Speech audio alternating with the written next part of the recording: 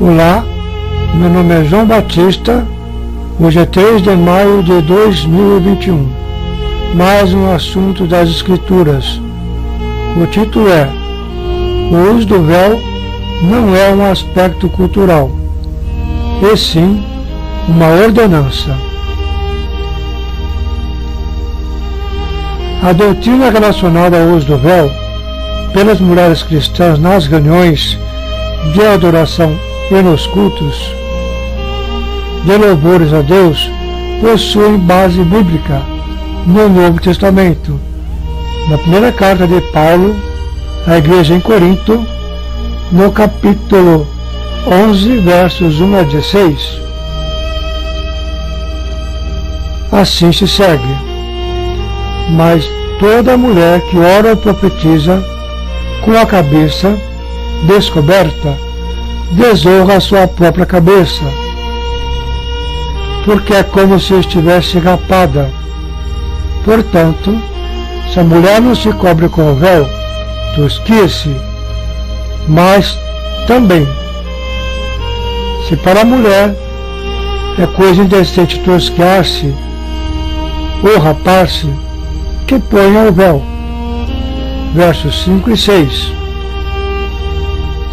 Infelizmente, existem muitas pessoas que não estão interessadas na obediência dos mandamentos do Senhor, conforme exaram os textos bíblicos, e suscitam explicações das mais escabrosas possíveis para contradizer a palavra de Deus.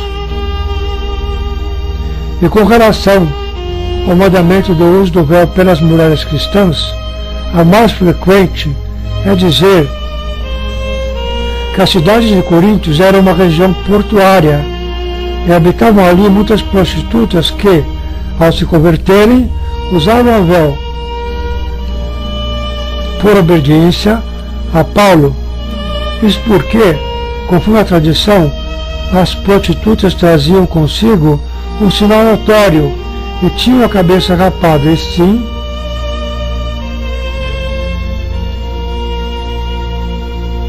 e assim o uso do véu cobriria sua vergonha, até que seus cabelos crescessem novamente.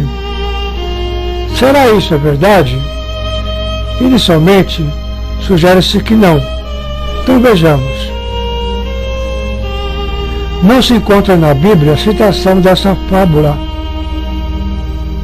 de prostitutas calvas. Ao contrário, existe algo não muito parecido na passagem bíblica do Velho Testamento, no livro de Números, capítulo 5, verso 18, que trata da mulher suspeita de adultério. Então, o sacerdote apresentará a mulher perante o Senhor e descobrirá a cabeça da mulher. Ademais, observa-se nitidamente que o mandamento do uso do véu não é porque os cabelos estão rapados. O texto bíblico demonstra que, se a mulher não usar o véu, é como se estivesse rapada, e conclui determinando que, se a mulher não se cobre com o véu, que raspe então os cabelos. Mas se para a mulher é indecente ou vergonhoso raspar o cabelo, cumpre-lhe tão somente usar o véu.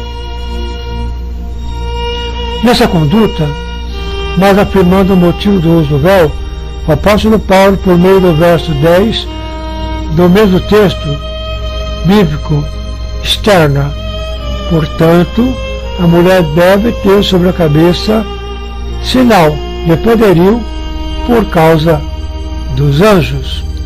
Dessa forma, há de se concluir incontestavelmente que o mandamento de Paulo em relação ao uso do véu não está ligado às prostitutas, mas às mulheres cristãs obedientes à palavra de Deus.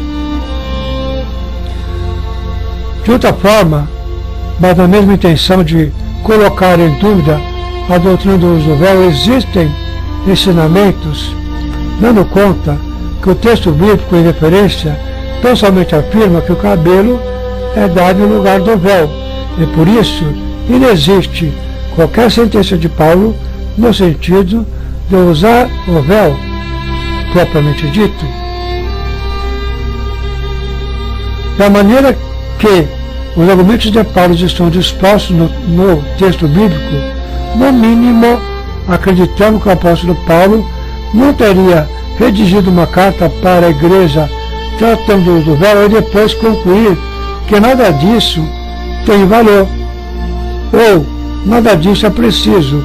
Nunca se lê uma carta do fim para o começo, mas infelizmente tem aqueles que leem a Bíblia do final para o começo, e nesse caso leem 1 Coríntios capítulo 11, do verso 16 para o verso 1. Isso porque é evidente que Paulo não iria ordenar tão enfaticamente por meio dos versos 5 e 6 que as mulheres cristãs devem usar o véu, e depois conclui no verso 15 que o cabelo já é véu. Além de contrariar sua própria argumentação em relação ao uso do véu, colocaria em crise o verso 4, que diz que todo homem que ora ou profetiza, tendo a cabeça coberta, desonra sua própria cabeça, pois se cabelo é véu, os homens também estão de véu. Na tradução original do grego, não se utiliza a palavra véu, e sim mantilha. E tudo que é dado em lugar de alguma coisa não é a coisa em si. Ora, se o apóstolo Paulo escreve cobrir a cabeça, e se cabelos são o próprio véu, não precisaria de cobrir, já estaria coberto. Mas como o cabelo é cabelo e véu é véu, não há de se contrariar. Então, que se põe o véu. Verso 6. E para ratificar o exemplo acima, o qual já está bem claro, ou seja, cabelo é cabelo e véu é véu, então cumpra-se as mulheres colocarem o véu ao profetizar e orar, até porque o cabelo já está colocado, ou não. Antes do próximo exemplo, quero relatar que algumas traduções dizem assim: o cabelo foi dado no lugar do véu, e não está correto, pois no lugar do substitui originalmente. Exemplo, no lugar do cabelo só pode substituir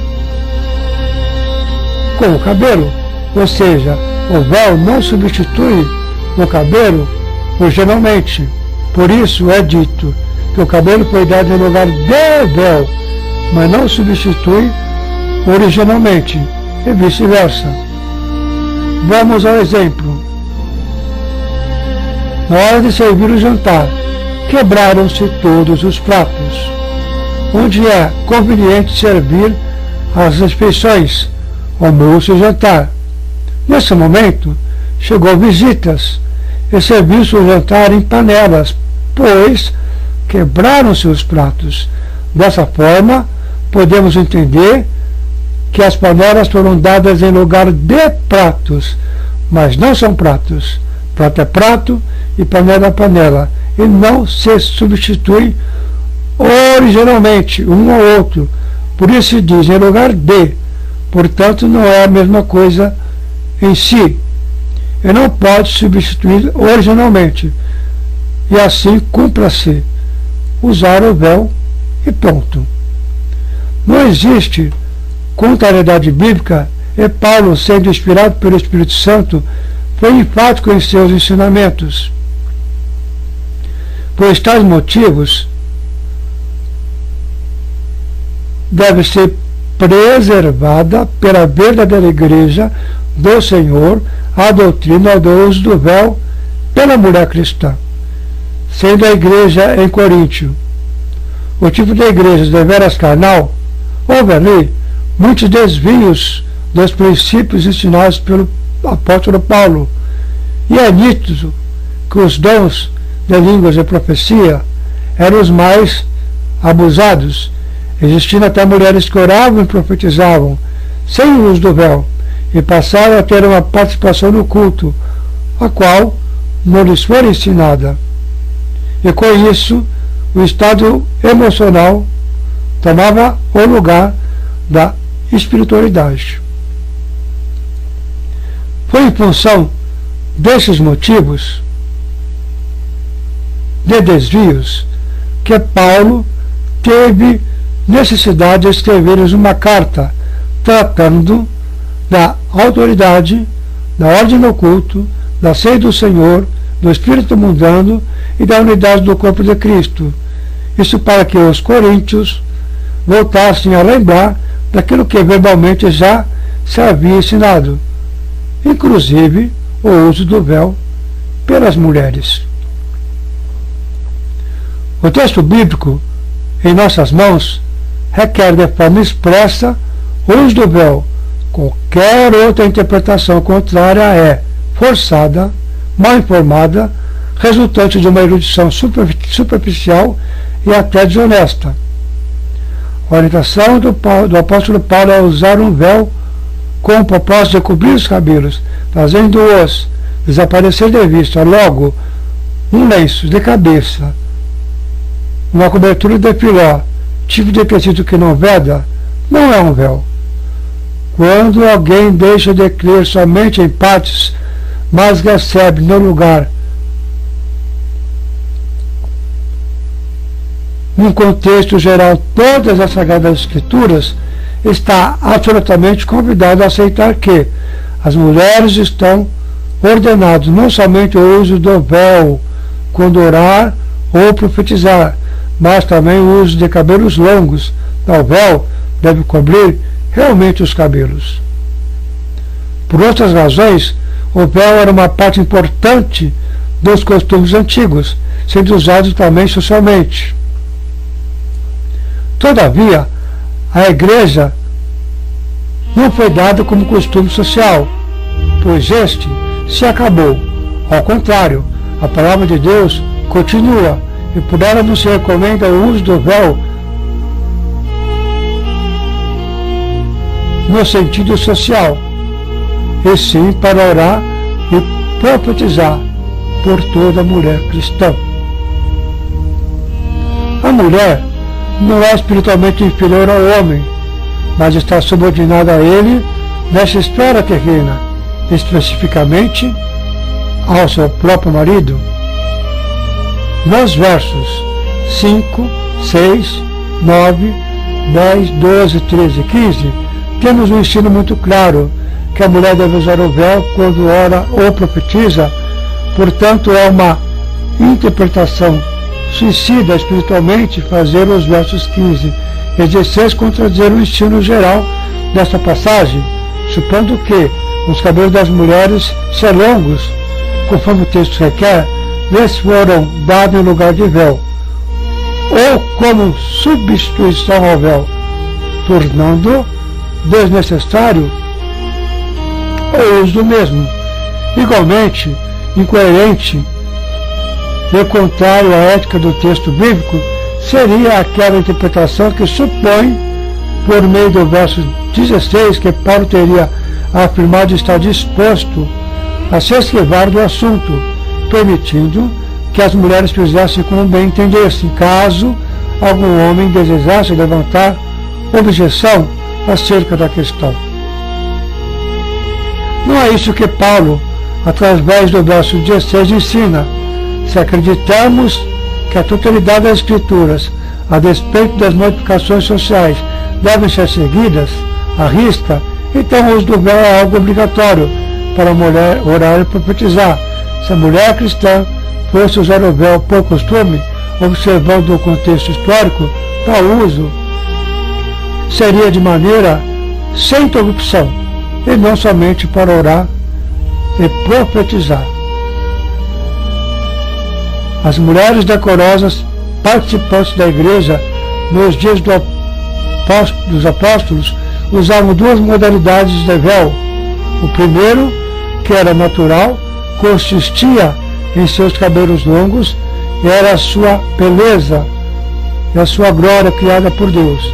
O segundo era o véu sobre os cabelos, cuja utilização é sinal de poderio diante dos anjos, nos momentos especiais de adoração a Deus.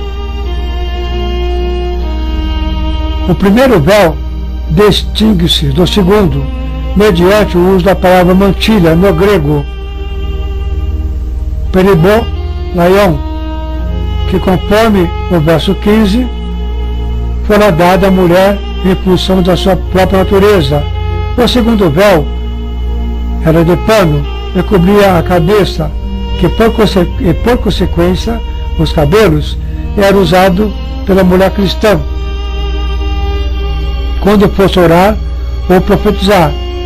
Esse segundo véu não era natural, pois Paulo, ao ensinar sobre o seu uso, recorre ao verbo trazer e ao verbo pôr. Ora, se existisse somente o véu natural, cabelos longos, não se poderia pôr e nem tirar. Nem tampouco tinha necessidade de lembrar às irmãs que trouxessem o véu. Não obstante os fatos já expostos, julgamos pertinente,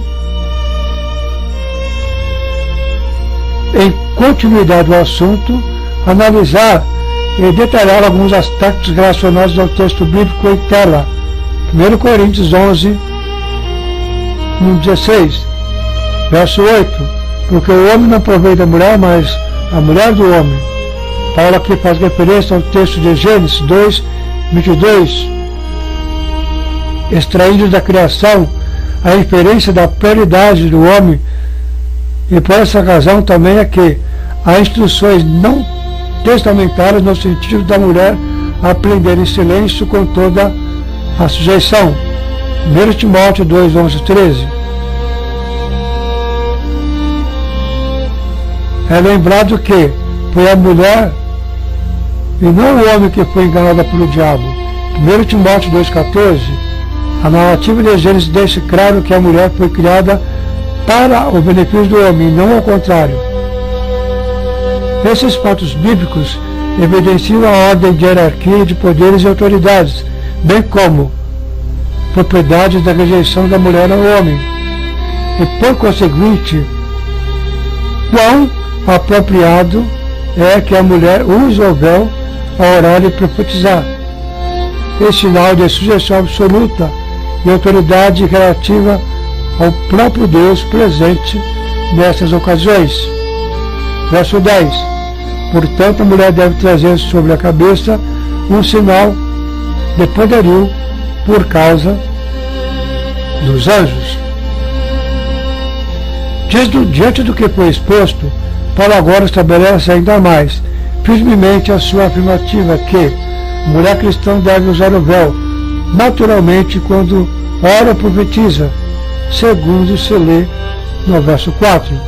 A mulher é subordinada ao homem desde a criação, tendo sido feita do homem para o homem, e compete-lhe usar o véu a fim de mostrar essa posição de subordinação e ao mesmo tempo de autoridade relativa que lhe compete nas reuniões de adoração a Deus.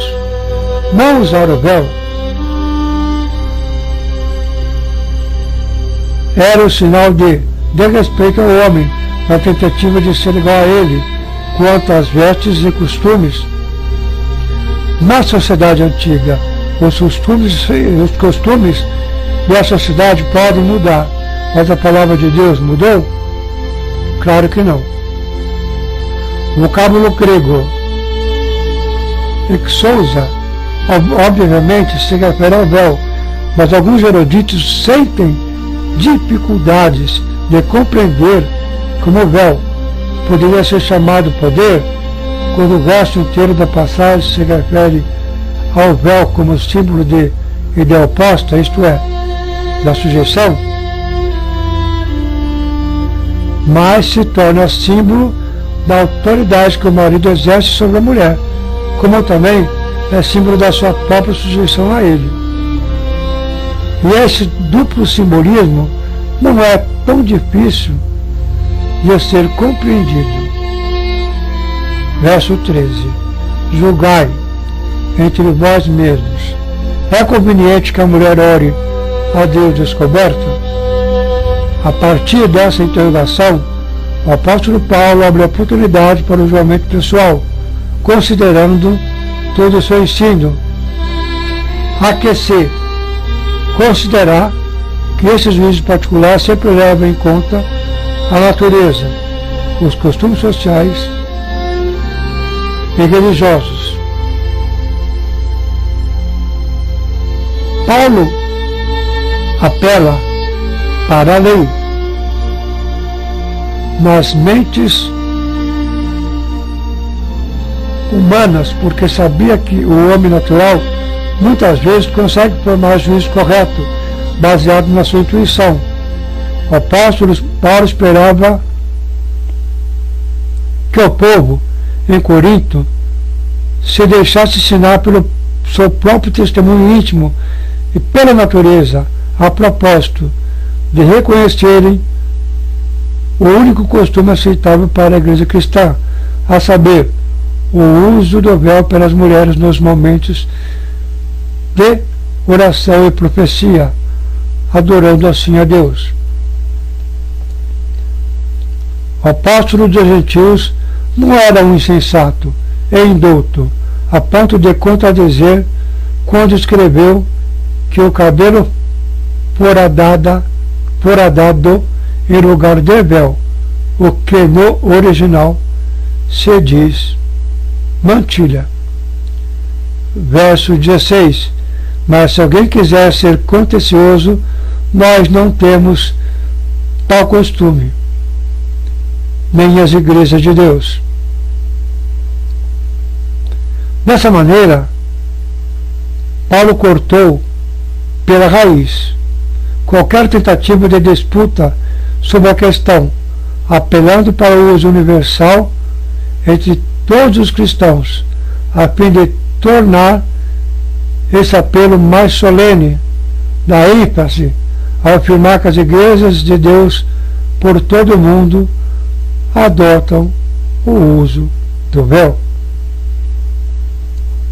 Por fim, podemos então concluir que esses assuntos bíblicos somente são mandamentos do Senhor e só recebem aqueles a quem são revelados. No livro da criação, Gênesis 24, 64, 65, vê-se em Rebeca um tipo de igreja que foi chamada a Virgem Noiva de Cristo, e Isaac o tipo de noivo Cristo, que está ao encontro da sua noiva para recebê-la, a igreja, a noiva, que aguarda com ansiedade para aquele grande dia do arrebatamento. Os contradizentes também citam o texto de 2 Coríntios 13, 16. Quando, porém, alguns deles se convertem ao Senhor, o véu lhes é tirado. Mas ali se refere ao véu da face de Moisés, e não sobre o uso do véu da mulher.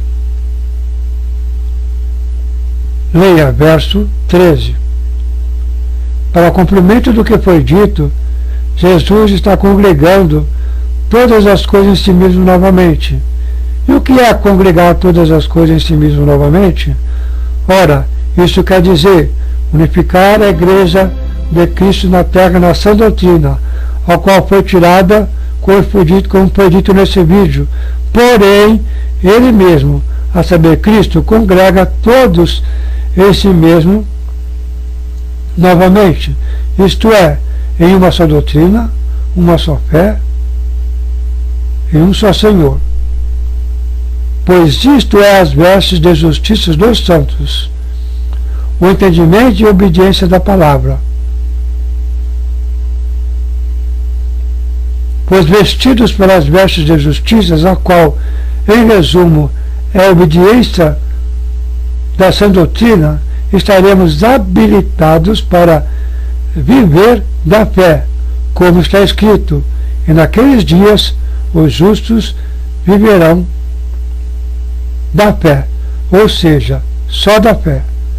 Observação: no vídeo sobre a grande tribulação desse canal é explicada qual é a diferença de viver de fé e viver da fé. E para finalizar, concluindo, esse assunto é incontestável. A sã doutrina entrará na Igreja de Cristo, pois isto faz parte da restauração de todas as coisas. E quem isso executa é Cristo, pois ele mesmo diz: os meus ouvem a minha voz e me seguem.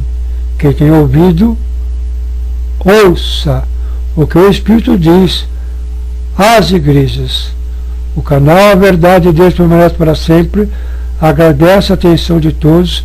Compartilhem esse vídeo com mais pessoas para que todos cheguem ao conhecimento da verdade.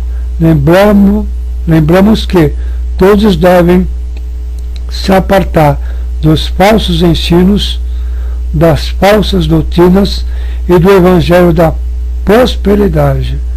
Que a graça seja com todos os que creem na verdade. Amém.